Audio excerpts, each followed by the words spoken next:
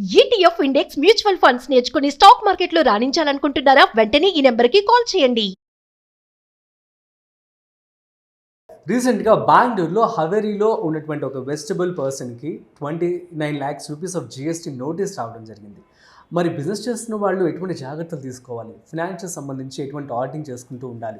The same time ఈ పర్సన్కి notice రాగానే shock అయ్యారనమాట.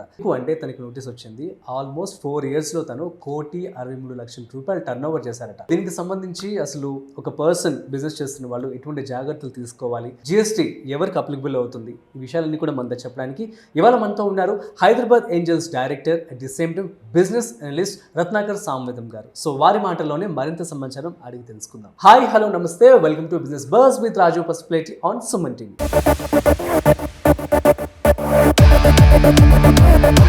So hi sir, namaste. నమస్కారం సార్, ఎలా ఉన్నారు? బాగున్నాను సార్, మనం చూస్తాం నిన్న బిగ్ బ్రేకింగ్ న్యూస్ అని చెప్పుకోవచ్చు. బెంగళూరులో హవేరీ ప్రాంతంలో ఉన్నటువంటి వ్యక్తికి 29 లక్షల రూపాయలు జిఎస్టీ వచ్చిందంట. చాలా చిన్న షాప్, తను యూపీఐ యూస్ చేస్తూ ఉన్నారట. సో దీన్ని మనం ఎలా తీసుకోవచ్చు అండ్ ఎటువంటి జాగ్రత్తలు తీసుకోవాలి? నా ఉద్దేశం ప్రకారము ఫ్రూట్స్ అండ్ వెజిటేబుల్స్కి జిఎస్టీ లేదు. అవును. అయితే ఇతను క్యూఆర్ కోడ్ తీసుకున్నప్పుడు బ్యాంక్ నుంచి వీళ్ళు హెచ్ఎస్ఎన్ కోడ్ అని ఒకటి ఉంది, హార్మనైజ్డ్ సర్వీస్ కోడ్ అనేది single.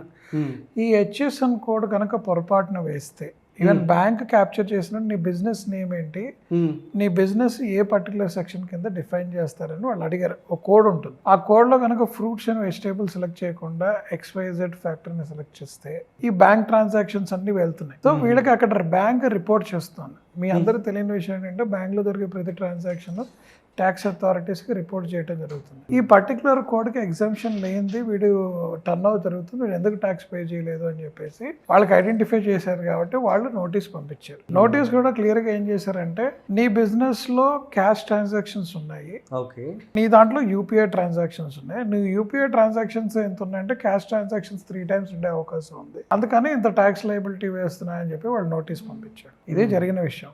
Coming back on the GST అండి, గవర్నమెంట్ ఏం చేసిందంటే any kind of service related transaction అంటే చార్టెడ్ అకౌంటెంట్ సర్వీసెస్ కానీ, బ్రోకరేజ్ కానీ, ఇప్పుడు సుమన్ టీవీ కూడా ఇలానే సర్వీసెస్ కింద వస్తాయి. మోర్ దెన్ 20 lakhs రూపీస్ కనుక దాటితే in year billing you have to take GST. But చాలా మంది మమ్మల్ని అడిగారు, అరే బాబు మేము 20 lakhs అంటే మాకు చిన్న అమౌంట్, పాన్ దుకాణం వాడు, పానీపూరి వాడు కూడా తాగిపోతుందంటే, సరే మేము ఏం చేస్తాం 40 lakhs పర్ యానం అయ్యేదాకా మేము జిఎస్టీ అప్లై చేయము అని చెప్పి వాళ్ళకి ప్రోడక్ట్ రిలేటెడ్ ట్రాన్సాక్షన్స్ అన్నిటికీ 40 lakhs ఇచ్చాం. గూడ్స్ సంబంధించి అన్ని స్టేట్స్ కూడా అవలంబించి, ఓకేనా. So 20 lakhs for services, 40 lakhs for this. అయితే మీరు అందరూ గుర్తుపెట్టుకోవాల్సింది ఏంటంటే, నేను హైదరాబాద్లో కూర్చొని విజయవాడలో ఒక వస్తువు అమ్మినా, సుమన్ టీవీ వాళ్ళు విజయవాడకి ఒక బిల్లింగ్ చేసిన తెలంగాణ నుంచి, even it is ₹1 bill, they have to get GST registered. Okay, that has 20 lakhs 40 lakhs కి రిలవెన్స్ లేదు. స్టేట్ టు స్టేట్ కూడా ఉంటుంది. ఎనీ స్టేట్ నువ్వు మూవ్మెంట్ చేస్తుంటే, ఒక స్టేట్ నుంచి ఇంకో స్టేట్కి ₹1 మూవ్ చేసినా జిఎస్టీ తీసుకోవాల్సిందే. చాలా మంది నేను 20 lakhs లోపల నాకు జిఎస్టీ లేదు, 40 lakhs అదేం లేదు, నువ్వు స్టేట్ టు స్టేట్ మూవ్ చేస్తే జిఎస్టీ కట్టాల్సిందే. Very simple. ఇంకొక వెసులుబాటు ఇచ్చారు డిపార్ట్మెంట్లో. ఇలా గొడవలు అవుతున్నాయి, ఈ గూడ్స్ అంటే సర్వీసెస్కి లేదండి, గూడ్స్ రన్ చేసేవాళ్ళు అమ్మ ఈ జిఎస్టీ కట్టలేమంటే up to 2 crores.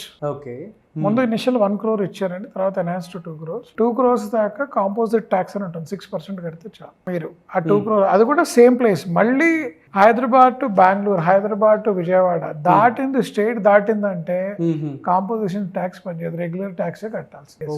So any movement with in cross border transactions అంటారు. ఎనీ మూవ్మెంట్ మన from state to other state, GST has to be take, normal GST has to be take, normal GST with in the state అయితే ఈ వెసులుబాటు ఉంది. అదే పరిస్థితి. So మరి ఇప్పుడు ఈ పర్సన్ యొక్క పరిస్థితి ఏంటి సార్? తను ట్యాక్సెస్ ఆన్ టైం పే చేశానని చెప్పారు. సో మరి ఇప్పుడు తనకి ఎటువంటి, మీరు ఒకటి గుర్తుపెట్టుకోండి, కాన్స్టిట్యూషన్ ఏం చెప్పింది, జనాలకు ఫుడ్ ఇవ్వాలి, న్యాయాన్ని ఇవ్వాలి, మెడిసిన్స్ ఇవ్వాలి. సో వాళ్ళు ఏమన్నారు, ఫుడ్ కి మేము జిఎస్టీ వేయం, ఎందుకంటే తినకపోతే మనిషి లేడు, అందుకని రైతులకేమో ఇన్కమ్ ట్యాక్స్ లేదు, కూరగాయలు అమ్మేవాడికి ట్యాక్సులు లేవు, వాడికి జిఎస్టీ లేదు, ఈవెన్ కూరగాయల పప్పులు ఉప్పు. గవర్నమెంట్ ఏం చేసిందంటే, బియ్యం కనుక ప్యాక్ చేసి దానికి ఒక బ్రాండ్ చేస్తే 5% కట్టండి. నువ్వు బ్రాండింగ్ చేస్తున్నావు, మామూలుగా అయితే విడిగా అమ్ముతావు నువ్వు, అందుకని ఇప్పుడు బిగ్ బజార్ వాటికి వెళ్తే వాళ్ళు డబ్బాలు వేసి అమ్ముతున్నారు, దానికి జిఎస్టీ ఉండదు. అదే మీరు ప్యాక్ చేసి దానికి ఒక బ్రాండ్ వేసారు, రత్నాకర్ అని బ్రాండ్, సుమన్ టీవీ అని బ్రాండ్ వేస్తే కట్టాలి 5% ట్యాక్స్. బ్రాండింగ్ చేస్తే కట్టండి, బ్రాండింగ్ చేయకపోతే కట్టొద్దు, అది కాన్స్టిట్యూషనల్ రైట్. అలానే మీరు లాయర్ సర్వీసెస్ తీసుకుంటే you don't need to pay tax. GST tax ఉండదు. అలానే మీరు హాస్పిటల్కి వెళ్ళండి, డాక్టర్ దగ్గరికి వెళ్ళండి, there is no tax. Government ఏమందంటే ఈ మధ్య ఐసీయూ ఛార్జెస్ బాగా పెరిగిపోతుందని 7,500 దాటితే ఐసీయూ ట్యాక్స్ కట్టమని, 5,000 రూమ్ రెంట్ తగ్గితే జిఎస్టీ కట్టండి అని చెప్పాడు. ఎందుకంటే they felt that is a commercial transaction. Otherwise they can't charge anything. Finally education, పిల్లలకి ఎడ్యుకేషన్ చెప్పే వాళ్ళకి మనం ట్యాక్స్ చార్జ్ చేయకూడదు. ఇవన్నీ constitutional rights, they can't charge on GST అన్నది. ఇతను ఏమంటుందంటే హెచ్ఎస్ఎన్ కోడ్లో ఏదో పొరపాటు జరిగి అది ట్యాక్స్ వచ్చి ఉంటుందండి. మీరు చాలా మంది జరిగే మిస్టేక్లు ఏంటంటే బ్యాంక్ క్యూఆర్ కోడ్ తీసుకున్నప్పుడు బ్యాంక్ కోడ్ మీ బిజినెస్ ఏంటి, దాని హెచ్ఎస్ఎన్ కోడ్ ఏంటి అని అడుగుతాడు. ఆ హెచ్ఎస్ఎన్ కోడ్ జిఎస్టీ హెచ్ఎస్ఎన్ కోడ్లో ట్యాక్స్ మ్యాచ్ అవ్వకూడదు. నువ్వు అక్కడే ఫ్రూట్స్ అండ్ వెజిటేబుల్ అంటే వాడు వచ్చేవాడు కాదు. మేబీ సంథింగ్ ఏదో తను సెలెక్ట్ చేయడం వల్ల ఇంత ఎగ్జాక్ట్లీ మోడిఫై చేస్తారంటారు తనకి, లేదంటే they send a notice if you goes and addresses.